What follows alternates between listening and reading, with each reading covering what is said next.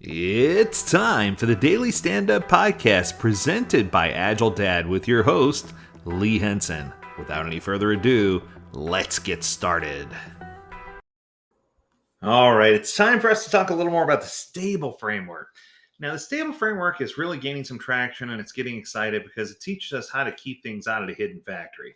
It teaches us about quality management and building a quality management system in conjunction with the use of Agile, which is wildly popular, lean concepts, and operational excellence, where it focuses on two roles: the role of a stable master chief and the role of certified stable process owners to help organizations better engage in making sure that they're not losing tons and tons and tons of money and time by repeating the same mistakes over and over again. That's the easiest way for me to explain it. So I want to talk to you today about one of the team models. Somebody asked me recently, they said, stable sounds great, but what does it say about teams? And there's lots of dynamics that are described in here, but I want to talk specifically about the team empowerment model. So the team empowerment model is used to develop a foundation for servant leadership. Servant leadership, by definition, is a leadership philosophy that espouses creating clear objectives, constraints, and intentions, abdicating decision power to the team, putting the needs of others on the team first, and developing people within the team to perform as well as possible. Now, this sounds so easy. Not really. It's one of those things that many organizations struggle with.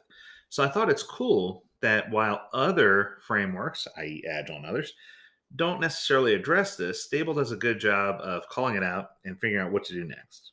So here's where we go. As a servant leader, the Master Chief begins by providing the objectives, intentions, constraints, and boundaries for the process owners, but then focuses on empowering the process owners to be self directed champion owners of their processes. What I love about this is he goes in and says the process owners are empowered. He doesn't say enabled, meaning that he's giving them the tools necessary for them to do it, but the expectation is that they're going to take part of the execution, which I think is cool. This means that the process owners should be self-directed champion owners of the processes.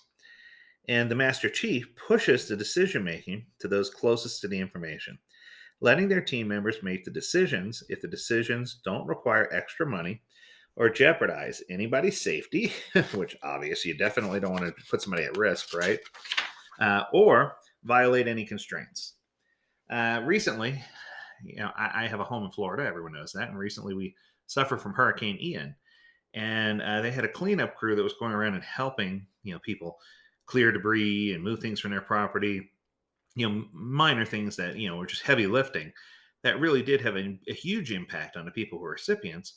But at the same time, it opened up opportunities for people to really do more than what they could handle if they allowed themselves to. Where am I going with this? One of the first rules they had was that if it's something that you didn't have the professional acumen to do, don't do it. Meaning that, don't do anything that's dangerous or that would endanger your lives or endanger the lives of others. Make sure that you understand that your goal is to help in any way you can, but not to create additional chaos that would be even worse to clean up. So once the team is moving forward, the Master Chief must learn to delegate the workload to the team. This enables the Master Chief to be agile enough to move anywhere within the environment to deal with exceptions as they arise. In other words, the Master Chief delegates the workload and then deals with exceptions as they emerge. The steps forming the team empowerment model are as follows. Step number 1, bring objectives, constraints, and dependencies to the team. The first rule in leading a team is to understand that the objectives for which the team was organized come from outside the team and should be delivered by the leader to the team. The same rule is true for any governing constraints. If a team is floundering, not aware of their objectives or constraints, the leader has not yet done his or her job. Some people call this intent-based leading or communicating intent. You need to make sure that you understand what the intent is and understand who your stakeholders are. Make sure you've identified a key target audience and make sure that you're appealing to the needs of that audience. Okay. Number 2, challenge the team to come up with a solution. The newly formed team should be free to identify how they will achieve their goals. This could be difficult for an inexperienced leader who hasn't yet learned that ideas multiply when a team is having a healthy dialogue. This is a way to push decision making to those that are closest to the information. Depending on the scenario, the Master Chief can play the role of the subject matter expert, the coach, an accountability coach. If the Master Chief happens to be a subject matter expert, having experience with an objective, and is instructing new process owners, they can take on the role of subject matter coach. This kind of coaching helps a trainee to perform better by providing them with pre existing knowledge and expertise concerning any work item. This obviously adds value to the learning process owner. If the Master Chief has no previous experience with a work item, they then take the place of an accountability coach. An accountability coach is different from a subject matter coach in that the accountability coach is an accountability partner. This person does not necessarily have knowledge about the subject or objective, but they can act as a sounding board, a third person looking in, and a dependable agent who will challenge the person being coached to stretch and grow and to be accountable for commitments that they make. Much of the work of developing people falls into accountability coaching. No matter which coaching model role is used, the Master Chief must play the part of the shaper, challenging the team and its individuals to improve. Master Chiefs do this continually challenging the process owners to understand and report on the reality of their environments and then brainstorm ways to improve those environments. The clearer everyone involved understands reality, the better decisions they will make. The better the decisions that get made, the more successful the organization will become. Coming at number 3, provide high focus engagement and support and be sure the team is working towards the common goal. This is the high touch stage of leadership. Be present and available to your team. Using the techniques of observation and curiosity, be sure your people have a plan and that they're working towards it. Your objective is to build a team of problem solvers and not to be the person who solves all the problems. Oh my goodness, if I had a nickel for every time I said that. Don't comment on the validity of the plan. Even if you have concerns, express them in a question form. Ask if they're certain that this is the best way to proceed. Will this be the quickest? Does this have the lowest risk? Is this the least expensive option? Have they discussed it with others? Have they gathered feedback from other individuals? Is there someone who's already done this or something similar whom you could ask for advice? What other ideas have you considered? What are the alternatives? How do they know when you succeeded? What's the definition of success? And oftentimes I refer to this as grow. What's our goal? What's our reality? What opportunities do we have and what will we commit to do today? This is just something that's incredibly popular, works really, really well. Number 4, equip the team for success. The fourth responsibility a leader has is to make sure your team has all the equipment and resources needed to succeed. The best way to do this is to ask the team members what else they need to be successful and then act on it when they say. Be careful to separate their needs from their wants. Needs should be met as soon as possible. Wants can be bargained with. Be sure that you're familiar with the location for all of your stable artifacts, the configuration management system, standard operating procedures, kata card templates, asset recovery models, things of that nature.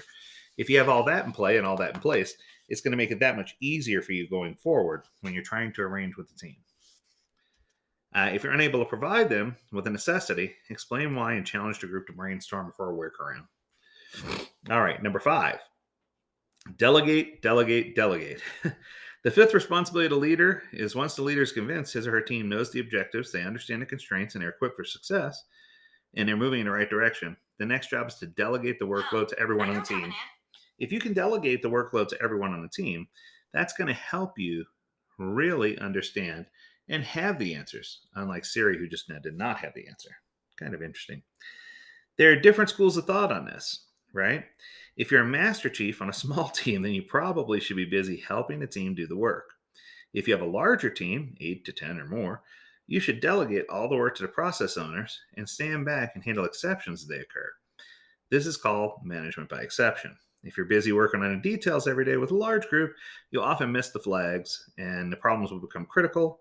And those issues are everyone will have to address and everyone's work will suffer. Learn to delegate effectively and you'll become a better leader and your people will feel more trusted as you delegate and follow up. And finally, 6 is use positive psychology, my favorite one. The most important motivating factor an employee can have is to know that they're helping another human being. Deming called this pride in workmanship. He emphasized this heavily and believed every other form of motivation was a distraction. He was against short term rewards and motivational slogans. He was even against paying performance bonuses. He emphasized the need to establish and elevate a connection between employee and final customer, and said once that was in place, no other incentive was required. Without exception, when managers have complained to me that their employees don't seem to care about their work, they also report that the same employees are disconnected from the end users and their efforts are supposed to help. This is a missing critical success factor in establishing pride and workmanship within a team. And it's the leader's job to ensure this connection is constantly in place. Employers must know who they're helping, and the employees must know how they're making a difference and have a clear understanding of their customers' needs, wants, whims, and desires. Once you have that, then you're good to go. What I can tell you is that this is one of my favorite parts about the stable framework. It really does focus on some of the team level engagement and the psychology behind it and how to operate things and run things in a certain way. It may at first, at least it did to me, appear a little rigid on the surface, but what I can tell you is that through understanding and going through the rigidity, one time, you'll find that understanding and going through it once makes it simpler for you going forward with everything else that you have to do. So, just like everything else in stable, the team empowerment model does require a little bit of upfront lifting. But once you get it in place and the wheel starts spinning, that's when you'll see success. All right, everybody. Hope you have a happy midweek. And as always, we encourage you to stay healthy, stay agile, and stay well, my friends. Until next time, do take care.